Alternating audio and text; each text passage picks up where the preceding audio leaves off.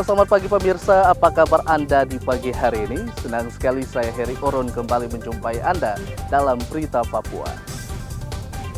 Sejumlah informasi dan berita aktual telah kami sajikan dalam tim redaksi kami. Berikut 3 berita utama yang akan kami sajikan untuk Anda.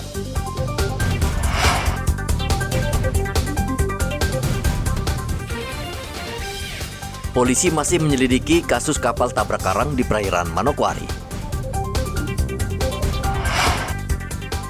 Jelang pemilu, personel Polres Merauke menggelar latihan penanganan unjuk rasa protes kecurangan pemilu. Ribuan warga ikut lomba lari 10 km di Manokwari.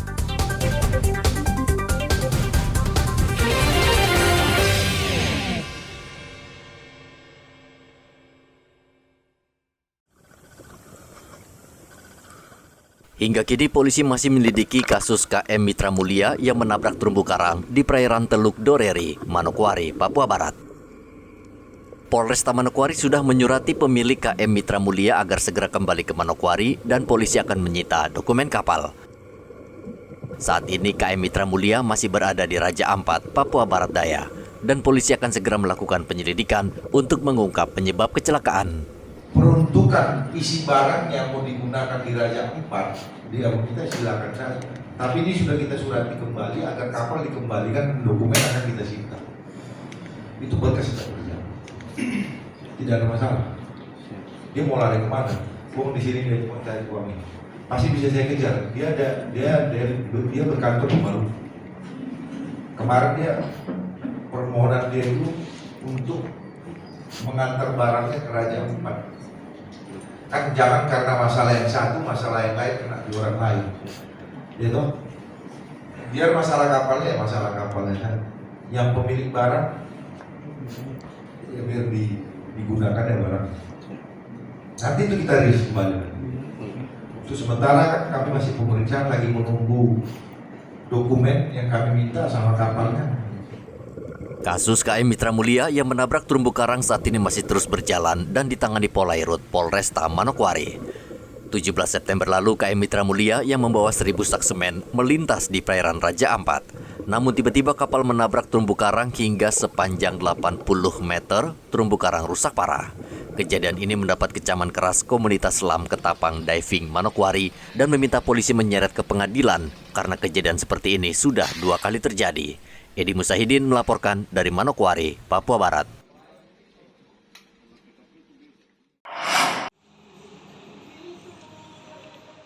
Kasus beras bantuan kedaluarsa yang sempat viral di Kampung Maisiepi, Manokwari, Papua Barat menjadi perhatian polisi.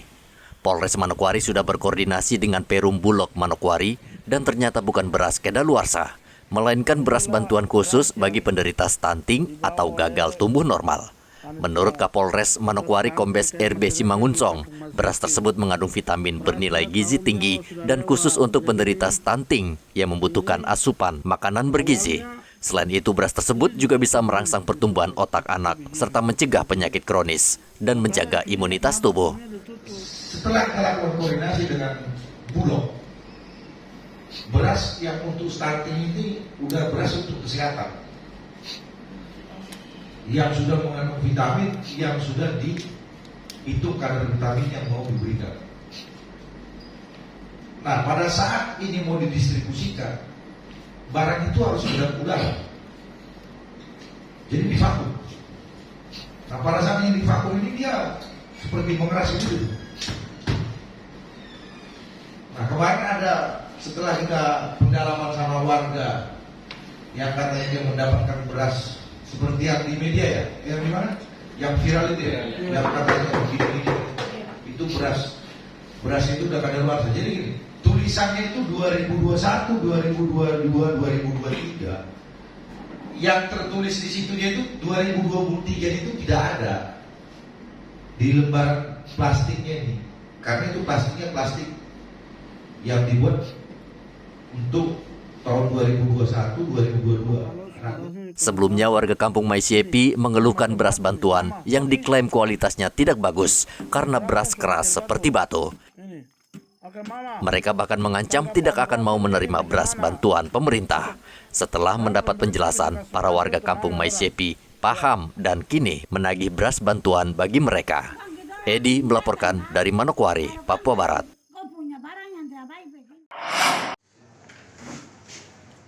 Seorang pria mendatangi Mapolres Merauke untuk melaporkan kasus penipuan. Rian mengaku dihubungi oleh akun Humas Polres Merauke dan meminta sejumlah uang. Akun itu mengancam akan mempidanakan Rian yang saat itu membuat status. Pak, ada masalah apa ya sama ini Ibu Cynthia ini? Ya kan Cynthia bilang tuh, oh ya saya ada ini Pak, orang ini mencemarkan nama baik saya. Terus saya mau melaporkan, bisa kah Pak? Gitu. Terus saya kirim fotonya dan itu dah langsung dia bilang, oh bisa Pak, tapi harus ini Pak, Bapak kena cas, kena denda, harus kirim uang nominalnya 680.000. Terus dikirim nomor rekening kemarin itu. Jelas bahwa merupakan suatu penipuan, ya. Karena Humas Polres Merauke tidak pernah melakukan atau meminta-minta uang kepada siapapun, ya. Jangankan ke masyarakat, ke anggota pun juga tidak ada. Nah, seperti itu. Sehingga saya pastikan bahwa ini memang penipuan, pemalsuan akun. Sehingga kepada seluruh masyarakat yang ada di Kota Merauke dan sekitarnya, apabila ada yang menggunakan akun Humas Polres Merauke meminta uang, jangan dilayani. Karena ini sudah kejadian yang ketiga kali, ya, seperti ini. Polisi menghimbau warga berhati-hati dengan akun bodong yang melakukan pemerasan. Warga diminta segera melapor jika ada akun yang mengatasnamakan Polres Merauke. Muhammad Ridwan melaporkan dari Merauke, Papua Selatan. Dia ceritanya apa sehingga dia minta uang?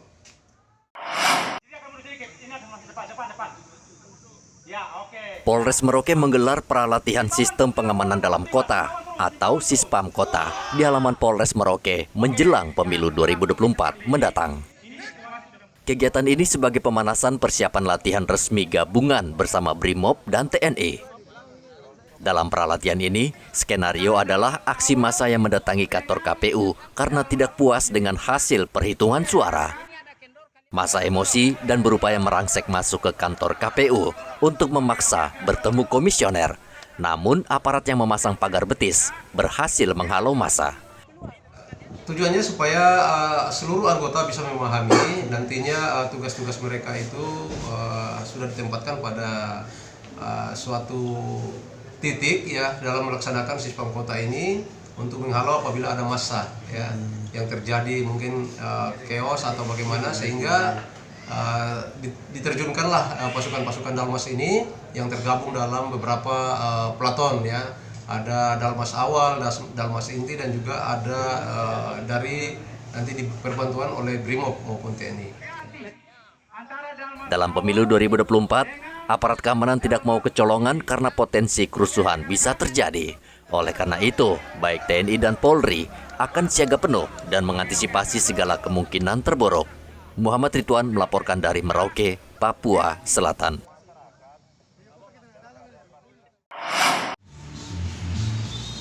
Tiga koalisi partai politik sudah mengumumkan sosok capres dan cawapres yang akan memimpin negara ini 5 tahun ke depan.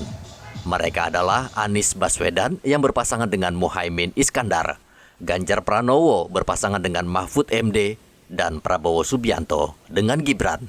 Lalu bagaimana dengan reaksi masyarakat Merauke dengan 3 pasangan calon presiden dan wakil presiden? Calon-calon presiden ini siapa saja, Pak? Oh, Pak. Nah, ada berapa orang? Ada 3 orang. Siapa saja, Pak? Pak Anies Baswedan. Terus siapa lagi? Terus Prabowo. Nah, terus siapa lagi? Ganjar. Ganjar. Nah, Pak, apa harapan Bapak ketika nantinya di antara 3 ini satu yang terpilih untuk Papua ini, Pak? Apa yang Bapak harapkan dari mereka ini? Saya harapkan Papua ini aman dari segala gangguan, ya. gangguan. Terus kalau bidang ekonomi, Pak, gimana seperti Bapak ini kan sementara kan berusaha kecil-kecilan, Pak, ya? Ya. Apa yang Bapak harapkan? Ya, bisa diberi bantuan. Bantuan, ya, memperbaiki ekonomi, Pak, ya? Ya. Apa yang Ibu harapkan dari mereka untuk Papua ini, Bu? Kita harapkan saja untuk Papua ini supaya ke depan lebih maju, Lebih maju, bisa ah. diperhatikan oleh pemimpin yang di atas. Nah, gitu. Selain itu, Bu, kalau soal ekonomi gimana Ibu punya mau? Soal Sebagai- ekonomi ya diperhatikan saja rakyat, khususnya rakyat-rakyat Papua. Papua, ya. Ya, khususnya di provinsi nanti akan provinsi Papua Selatan. Ah, Harapan saya ya semoga yang ditetapkan ini adalah calon-calon yang terbaik putra-putra bangsa Indonesia. Dia mewakili seluruh masyarakat Indonesia. Nah, harapan Anda nantinya jika terpilih jadi presiden untuk Papua khususnya? Oh, itu perlu itu. Apalagi harus lebih banyak perhatian kepada Papua begitu. Kira-kira di sektor mana yang paling penting itu? Kita tahu kalau macam kita khususkan saja macam Merauke sektor pertanian, kemudian kalau bisa juga Kesehatan ya. kesehatan, peningkatan kesehatan, kesejahteraan masyarakat. Perhubungan juga penting ya? Ya, Perhubungan. iya penting itu penting. Apalagi sekarang ini pesawat ini tiket pesawat paling mahal sudah nih di Merauke ini. Sebagian rakyat berharap presiden terpilih akan terus memperhatikan Papua agar tidak tertinggal dengan daerah lain di Indonesia. Papua juga membutuhkan pemimpin yang benar-benar memberikan perhatian baik dari segi ekonomi, keamanan, kesehatan, dan pendidikan. Muhammad Ridwan melaporkan dari Merauke, Papua Selatan.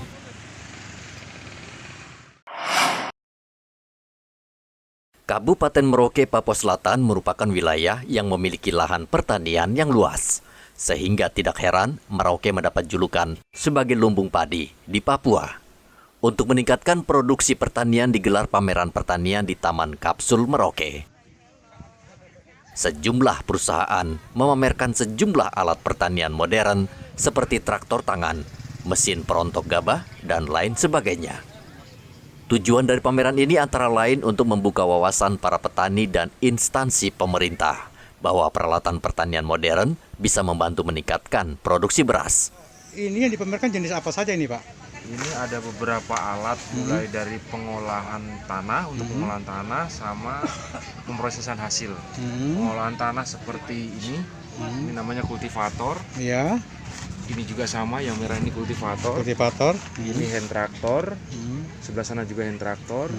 Di panen padi ini ya. Ya, untuk memanen padi, kemudian pompa air. Dan ini ada untuk penggilingan gabah. Peralatan yang dipamerkan ini apa sebagian sudah digunakan oleh petani di Merauke kita ini? Ya, semua sebagian besar sudah digunakan. Nah, digunakan di sini. sudah digunakan semua ini, Pak ya? Ya. Nah, kira-kira kalau untuk suku cadang ketika ada kerusakan memang disiapkan oleh juga dinas, Pak ya? Ada? Beberapa unit yang masuk ke Merauke ini ada kantor perwakilan, maksudnya seperti distributornya mereka ada membuka cabang di Merauke sini. Oh gitu. Nah, terkait dengan pameran alat-alat pertanian, hasil pertanian, gimana minat masyarakat, Pak, untuk datang ke stand ini? Ya lumayan banyak yang mereka kebanyakan melihat unit yang ada di sini. Mungkin yang kalau mungkin di daerah-daerah sentral pertanian ini kan sudah banyak ya. Mungkin kalau yang belum daerah sentral kan mungkin masih awam ya. Awam ya, jadi mereka mungkin melihat oh ini alat apa. Lahan pertanian saja tidak cukup untuk meningkatkan produksi beras bila tidak ditunjang dengan peralatan pertanian modern. Saat ini sebagian petani di Merauke sudah menggunakan peralatan pertanian manual. Muhammad Ridwan melaporkan dari Merauke, Papua Selatan. Harga beras di pasaran Merauke terpantau mulai turun. Sebagian pedagang beras saat ini sudah menjual beras dengan harga yang baru Rp12.000 per kilogram, turun dari harga sebelumnya sekitar Rp14.000 per kilogram. Rata turun sekitar Rp2.000 per kilogram. Namun pedagang pesimis harga beras akan terus turun, bahkan bisa kembali naik karena panen tahun ini tidak maksimal akibat musim kemarau yang panjang di Merauke. Berasnya dijual berapa per kilo ini, Bu? 12.000, Pak. 12.000. Tadinya harusnya biasanya berapa, Bu, ini? Kalau ini penjualan di pasar 13. Pas sampai 14 ya. Nah, Ibu, ini kan harga cukup murah. Memang kenapa, Bu? Memang petaninya udah pada panen apa? Sudah ada sebagian petani sudah ada panen toh, dari lokasi, dari kurik sudah pada panen. Cuman panennya nggak begitu banyak begitu. Nggak maksimal ya? Ya nggak maksimal. Kenapa, Ibu? Ya mungkin air kan atau karena hama begitu. Gitu ya. Tapi tetap laris, Bu ya? Ya alhamdulillah masih laris sampai sekarang. Kalau Ibu prediksi kira-kira harga beras bakal akan naik lagi kan? Kalau keadaan panas terus seperti ini ya mungkin bisa saja naik. Naik lagi ya? Kalau untuk di pasaran saja. Di Pasar Rohamanggung Merauke saat ini harga beras umumnya masih berada di kisaran harga Rp14.000 hingga Rp15.000 per kilogram. Pedagang tampaknya belum mau menurunkan harga karena takut rugi akibat masih menyimpan beras stok lama. Muhammad Ridwan melaporkan dari Merauke, Papua Selatan.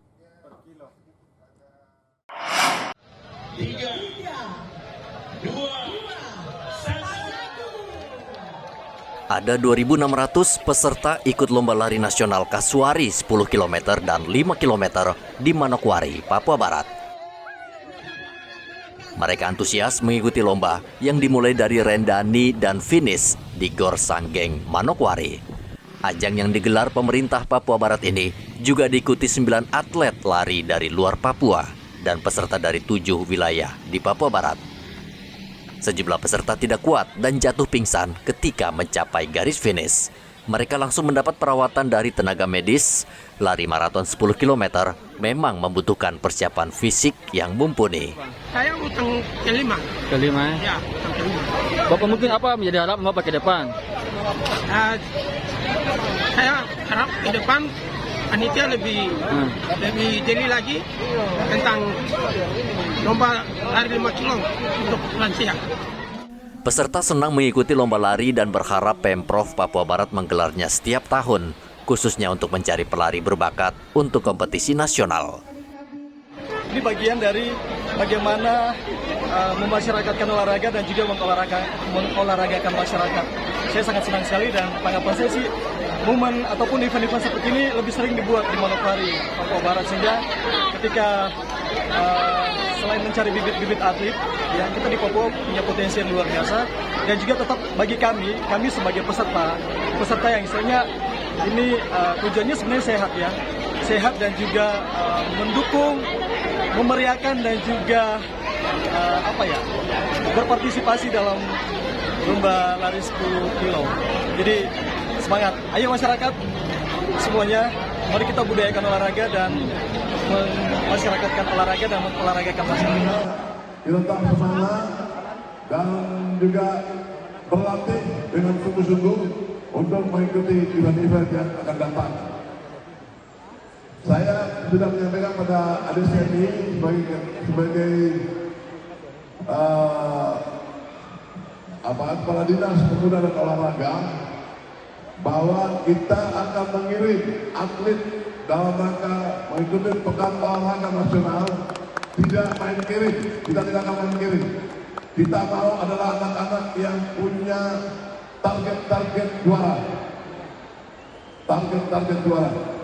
Jadi saya tidak mau nanti misalkan dari atletik ya, yang tidak punya prestasi main kiri. Tidak ada lagi dalam wacana itu. Kita mau mereka yang punya target minimal yang prestasi, angka-angka waktu yang mungkin kira-kira bila dipacu dengan semangat yang tinggi bisa berprestasi. Kira-kira begitu. Demikian juga dengan bidang-bidang yang lain. Lomba lari nasional Kasuari ini digelar untuk merayakan ulang tahun ke-24 Papua Barat. Edi melaporkan dari Manokwari, Papua Barat.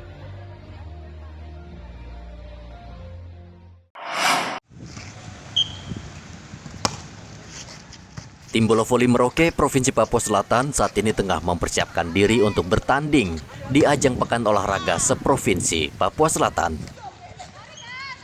Tim voli terdiri dari 18 putri dan 18 putra, dan tim ini sudah banyak mengukir prestasi di kawasan Papua.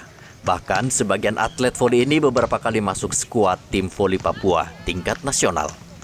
Namun sayang saat prestasi voli Merauke melonjak, Persatuan Bola Voli Seluruh Indonesia Merauke menghadapi kendala dana, sehingga program latihan dan pembinaan menjadi tidak maksimal. Terkait dengan dukungan anggaran dari kabupaten, ketua KONI kabupaten itu